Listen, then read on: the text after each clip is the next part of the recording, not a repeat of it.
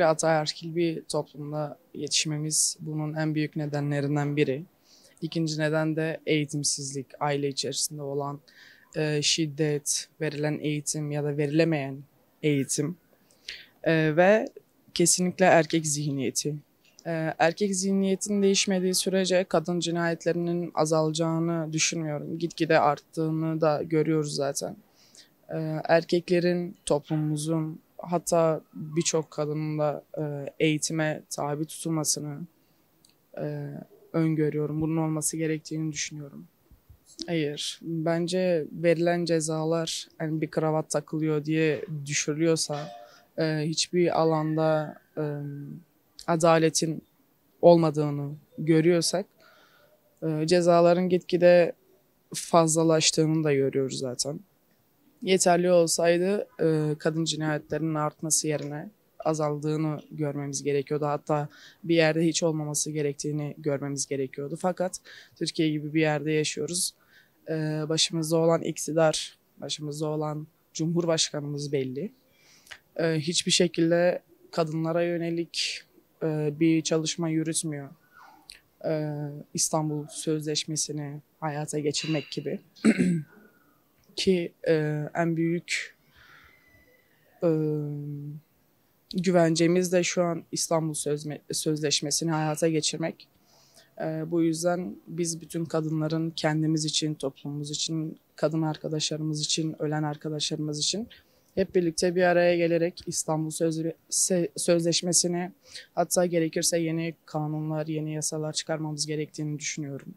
Öncelikle koalisyon oluşturmamız gerekiyor. Öncelikle verdiğimiz kararın, olduğumuz düşüncenin arkasından gitmemiz gerekiyor. Bir günlük değil, birkaç saatlik değil ya da bir aylık bir süreç değil bu. Gerekirse bütün ömrümüz boyunca bu dayanışmayı sağlamamız gerekiyor ki bu ataerkil toplumun, bu ataerkil zihniyetinin üstüne çıkabilmek. Hatta gerekirse iktidara karşı durabilmek. Bu da bizim gücümüzden, bizim istikrarımızdan, bizim gelecek kaygımızdan, hayatımızdan, canımızdan gelmesi gerektiğini düşünüyorum. Herkes biraz kendini, biraz çevresindeki olayları, toplumumuzdaki kadın cinayetlerini bir tık daha fazla önemsediğini görürsek, bu şekilde bütün kadınların bir arada durabileceğini düşünüyorum. Yeter ki istikrarlı olalım, yeter ki isteyelim. Yeter ki bir arada durmayı bilebilelim. Öyle bütün kadınlar bence arkadaşları en iyi anlayan da kadındır zaten kadını. Çevremizdeki erkekler ne kadar iyi olursa olsun onun zihniyetinin değişmediği sürece bizim için potansiyel bir katildir. O katiller en yakınımızdakiler zaten genelde oluyor. Biz onların zihniyetini değiştirebildiğimiz sürece bence kadın cinayetlerinin daha da azalacağını düşünüyorum. Ve tabii dediğim gibi bunun yanında dayanışmadır, iktidara karşı çıkmadır, birlikte hareket edebilmektir. Bunun gibi birçok şeyi sayabilirim.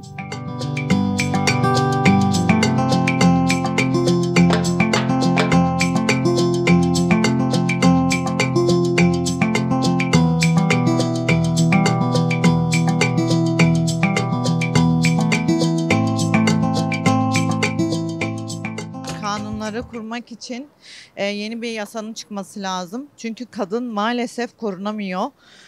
Koruma talep ettiği zaman kişi başı koruma talep edemiyoruz diye geri dönüşler oluyor maalesef. Ancak kadın öldükten sonra müdahale ediliyor ve bu da çok acı maalesef. Caydırıcı değil, kesinlikle değil.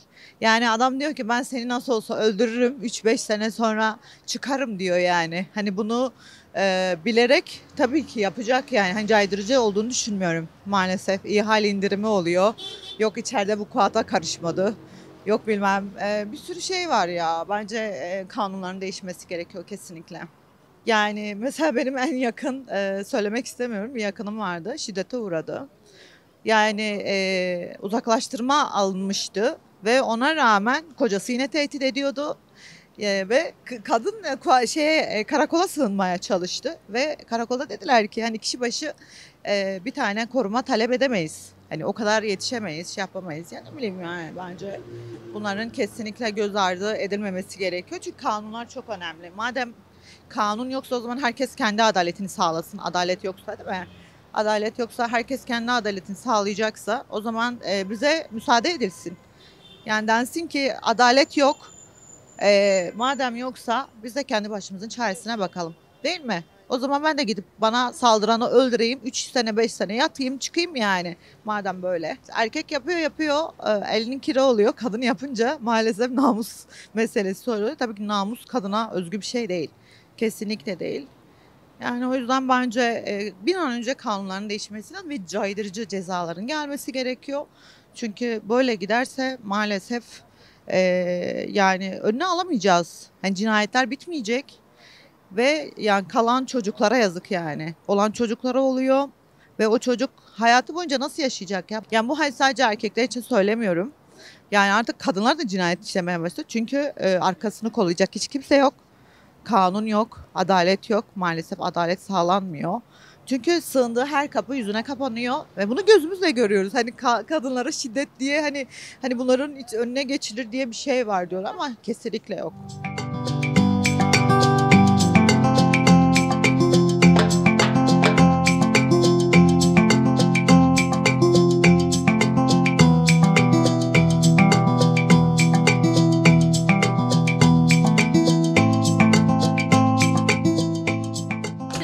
Maalesef ki Orta Doğu sistemi böyle. Eril sistemi daha çok yücelttikçe kadın daha çok işte aşağılanıyor, kötü şeyler yaşattırılıyor kadınlara. Bunun da sebebi işte Orta Doğu sisteminden ötürü ve aynı zamanda ülkemizin sisteminden ötürü olduğunu düşünüyorum. Ülkemizin durumundan ötürü maalesef ki, çünkü kadınlar için herhangi bir güvenlik söz konusu değil. Yani burada gece olmasına da gerek yok. Emin olun şu an gündüzken bile başıma bir şey gelmesi gayet olası bir durum. Kesinlikle uygun bulmuyorum. Yani elini kolunu sallayan dışarıda. Yani isteyen istediğini yapabilir, yani bunun kadın olmasına da gerek yok. Yani güvenlik olduğunu düşünmüyorum hiçbir şekilde. Sistem değiştiği vakit bir şeyler değiştirilebilir. Bir de zihniyet değiştirildiği vakit.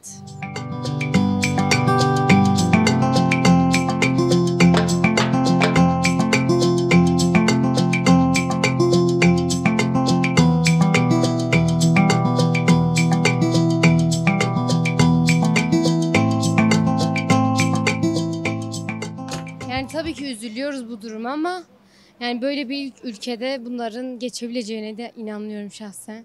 Yok, tabii ki de çıkamıyor. Yani çıktığımızda 10 defa tacize uğruyoruz. Ve bu bizi üzüyor, korkutuyor tabii ama düzeltebileceğimize de inanmıyorum.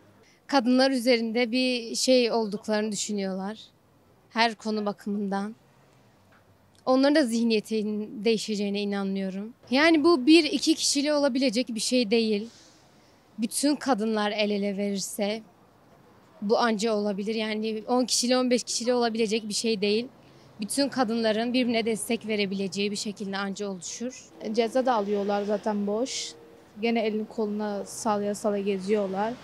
Hani herhangi bunun için hani adalet bulunmuyorum zaten. Hani adalet gerçekten bulunmuyor. Ve zaten devlet zaten bunu hani hiçbir şey şekilde yapmıyorlar. Hani bilmiyorum işte hani çok saçma buluyorum zaten. O kadar insanlar ölüyor, o kadar kadınlar şiddetle öldürüyorlar, cinayet olsun her şekilde hani her şekilde öldürüyorlar ama devlet gene bunun için hiçbir şey yapmıyor. Öyle göz yumuyorlar, konuyu kapatıyorlar. Öyle yani bilmiyorum artık.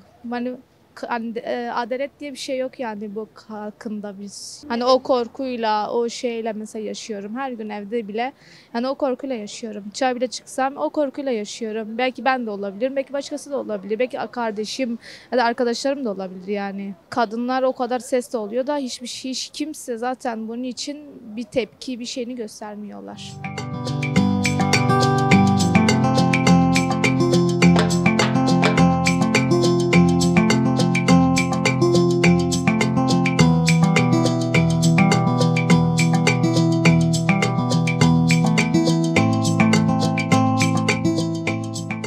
Hiçbir kadının ölümü hak etmiyor. Kadınlar kesinlikle katledilmemeli ve cezası da çekilmeli. Sonsuza kadar da cezaevinde kalmalı bence. Yani bırakılmamalı. İhal indirimi falan yani hiç uygun görmüyorum. O yüzden kadınlarımız hiçbir şekilde ölümü hak etmiyor. Öncelikle anlaşmalı bir şekilde hani bir yere varmalılar. Hani birlik, tabii ki de bütün kadınların birlik olması gerekiyor. Yani boşanmazsa boşansınlar. Hani erkeklerin etmemeleri gerekiyor yani benim gözümde. Çok vahşice katledilenler de var. Buna rağmen hani ağırlaştırılmıştan müebbete indiriliyor. Müebbetten de işte birkaç yıl sonra 20 yıla 10 yıla indiriliyor ve yine çıkıyor. Bunları gördük yani. Vahşice katletmeler, ondan sonra parçaları ayırıp da yakmalar, bunları sürekli görüyoruz yani. Yani korkuyor insan, çıkamıyor. Yani birileri her an sanki arkandan biri takip ediyormuş gibi, birileri var gibi. Yani aynen o korku olduğu için çıkamıyoruz maalesef. Ya bence herkes zihniyetini değiştirsin. Hani hiç gördünüz mü yani bir kadının erkeğe el kaldırdığını ya da bir kadının erken çalıştığı için katlettiğini? Hayır, göremezsiniz. Çünkü erkekler hepsi bunları yapıyor, bir kadın yapmıyor. Bu erkeklere yapılan bir hani prim gibi bir şey yani. Eğer bir kız aynı şey yapmış olsaydı ona aynı bu şekilde yapacaklarını sanmıyorum. Hani kızlara ile erkeklere verilen hak bambaşka. Hani hiç hak vermiyorlar da diyebilirim. Bir erkeğin kalkıp sırf kravat taktığı için cezasına indirim yapılması aşırı saçma bir şey ve ayrımcılık yapıldığı çok belli. Hani kadınların ölümüne de gelirsek eğer hani bunu yapan bir erkek başına gelebileceğini düşünmüyor. Hani düşünse bile hani umursamıyor. Zihniyetleri çok farklı. O zihniyet değişmediği sürece bunlar böyle devam edecek. Bir kadının ayağının üzerinde durması bence gayet güzel ve önemli bir şey. Hani dediğim gibi dünya erkeklerin etrafında dönmüyor. Bir kadının da ayağının üstünde durup çalışması lazım. Bu dünyaya kadınların da bir katkısının olması lazım diye düşünüyorum. Benim kadınlara olan mesajım bence birlik olsunlar, hiçbir şey sessiz kalmasınlar. Yapılan her bir şeyde el ele tutuşup birlikte ayağa kalksınlar ve seslerini herkese duyursunlar.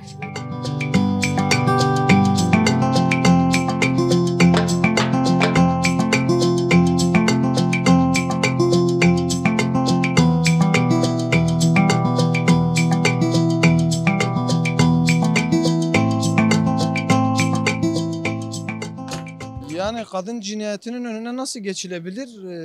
Ülkenin İçişleri Bakanlığı'nın buna iyi bir el atması gerekir.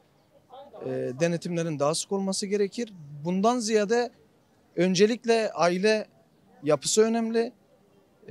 Çevre daha sonra oluşan bir etkidir. İnsanın cinsiyet olarak erkeklerin önce baskılanması gerekir. Kadınların değil de erkeklerin baskılanması gerekir. Öncelikle böyle olması gerekir. Toplumun bir düzene girmesi gereklidir yani. Onun dışında önüne geçilemez. Sen kendine bir düzen oluşturmadığın sürece, kendini baskılamadığın sürece, karşı cinsi baskıladığın zaman karşı taraf sürekli ezilir. Bence kadın erkekten daha kıymetlidir. Kadına daha çok değer verilmelidir. Yani günümüzdeki cezalar caydırıcı değil. Adam hırsızlık yapıyor. Nezarete girip geri çıkıyor. Hapse bile girmiyor. Kaldı ki bir kadın cinayetinde adam eşini öldürüyor, sevgilisini öldürüyor, nişanlısını öldürüyor. Hiçbir şey olmuyor. Geri çıkıyor. İçişleri Bakanlığı'nın, devletin, hükümetin buna caydırıcı cezaları getirip hani idam şartı zorunlu değil ama caydırıcı bir cezanın olması gerekiyor ama devletin ceza sistemiyle alakalı bir şey değil aslında. Toplumla alakalı bir şey bu. Toplumun bir düzene oturması gerekir. Ben kendim Adıyaman'dayım. Depremden önce Adıyaman'da maddenin ne olduğu bilinmezdi. Şu an Adıyaman'da herkes sokakta yığılıp bir şekilde zombi gibi geziyor. Toplum bu hale gelmiş yani. Ne diyebiliriz?